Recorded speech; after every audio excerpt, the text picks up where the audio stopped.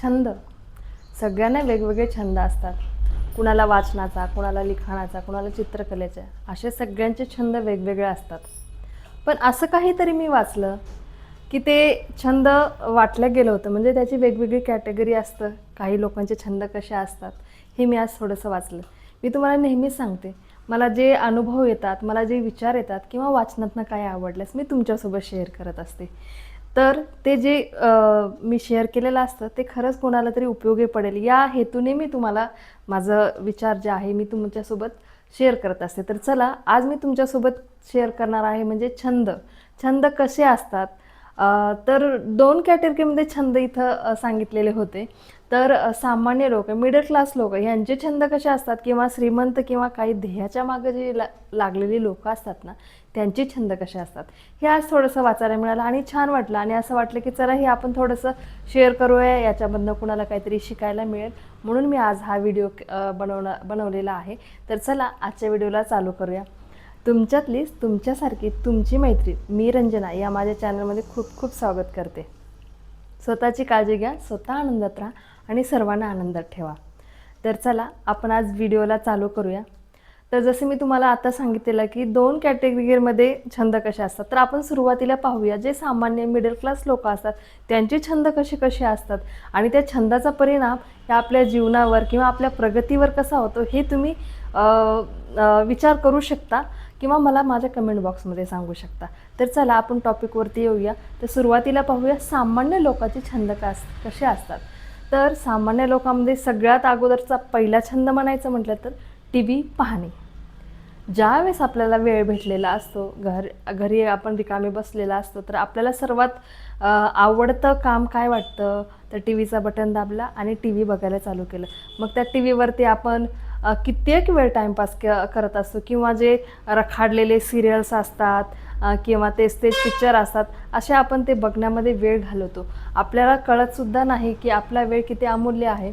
तर हा छंद जो रोज रोज बघत आपल्याला तो एक छंदच लागून जातो आणि टी व्ही पाहणे हा आपला छंद बनून जातो. आणि आपला दुसरा छंद असतो पार्टी करणे. म्हणजे आजकालच्या मुलांचं किंवा बायकांचं पण म्हणू शकतो, किटी पार्टी असू देत किंवा मुलांचे छोट्या छोट्या पार्ट्या असू देत. म्हणजे कसं वाटतं ना, घरामध्ये एखादी वस्तू आणली नवीन, चला पार्टी करूया. काही नवीन घडलं का चला पार्टी करूया. म्हणजे आपल्याला ते कॉमनच वाटतं की मग थोडंफार काहीतरी जेवायला आणलं आणि मग एन्जॉय म्हणून थोडासा डान्स वगैरे केला आणि आपण पार्टी करायला लागतो.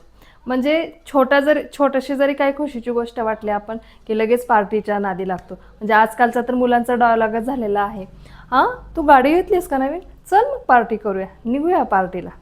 मग हे असे पार्टी करणार आपण.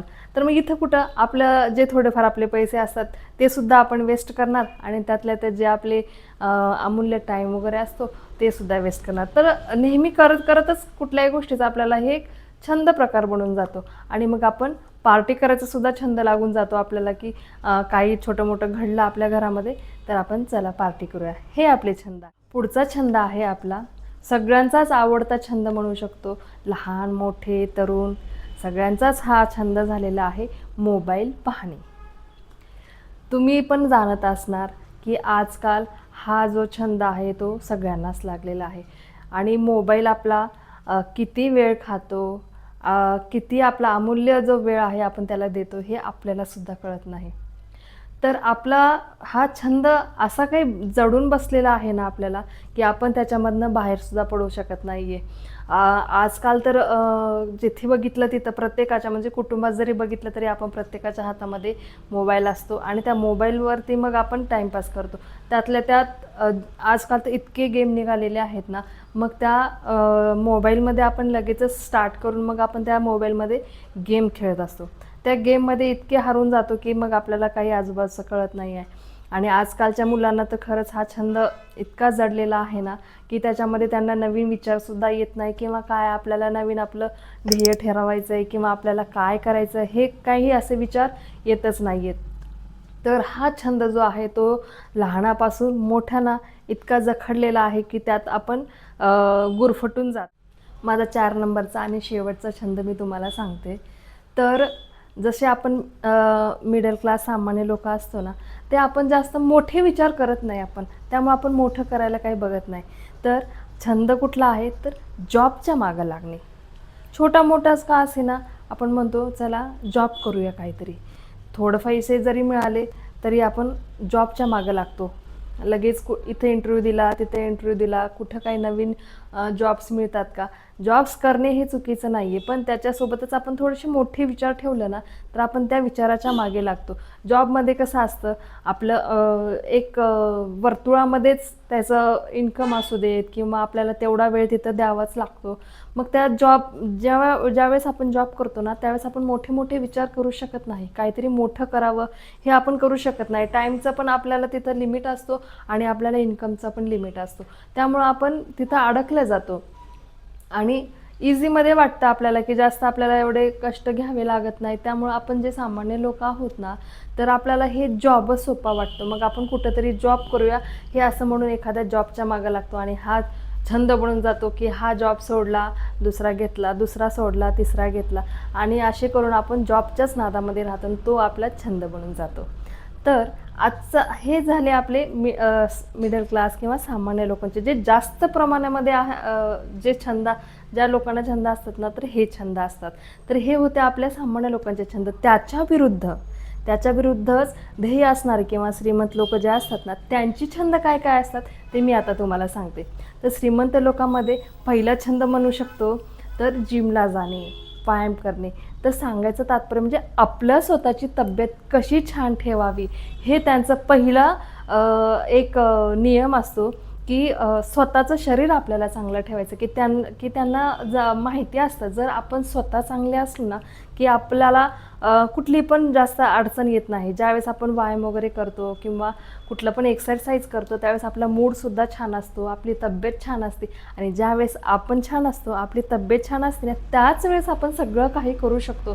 काय म्हणतात, खाणेपिणे पण असू द्या, आपण वेळेवर वगैरे केलं तर ते सुद्धा आपल्याला एक मदत करतं.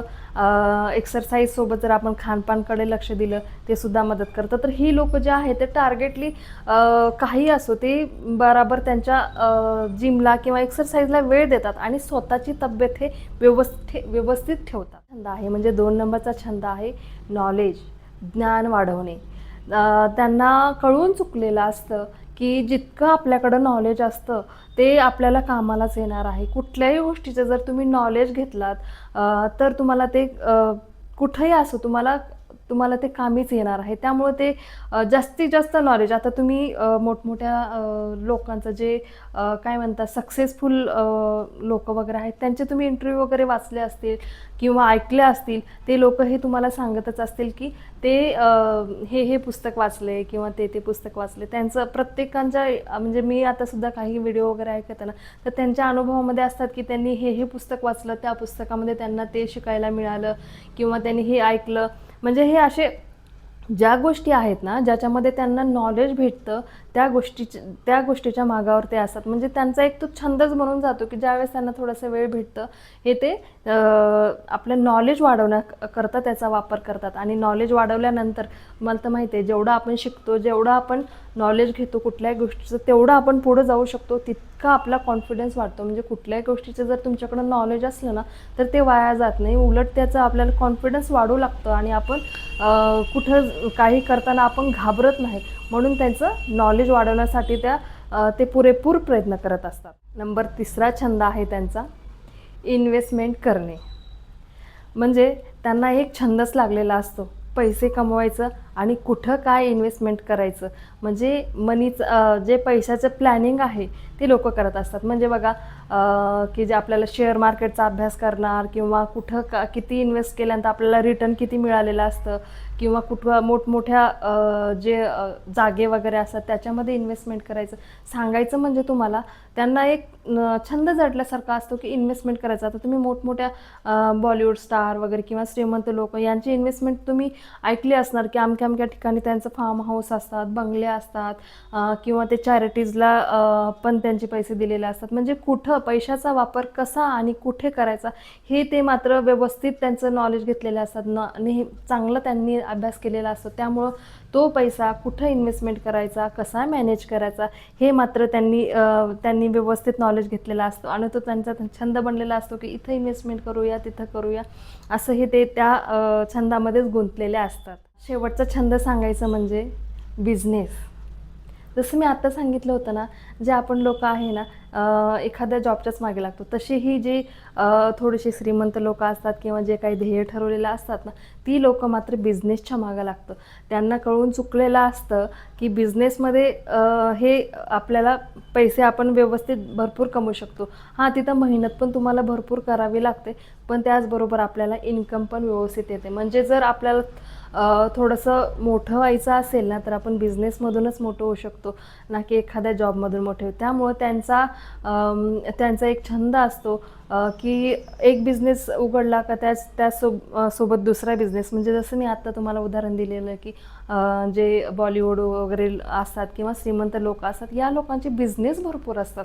त्यांना माहिती असतं की कुठे इन्व्हेस्टमेंट करून आपल्याला कुठला बिझनेस काढायचा आहे, की त्याच्यामध्ये आपल्याला कसं काम करायचं हे ते बरोबर त्यांचं मॅनेजमेंट करतात आणि वरचेवर बिझनेस खोलतात. म्हणजे एका इन्कमवरती ते डिपेंड राहत नाहीत.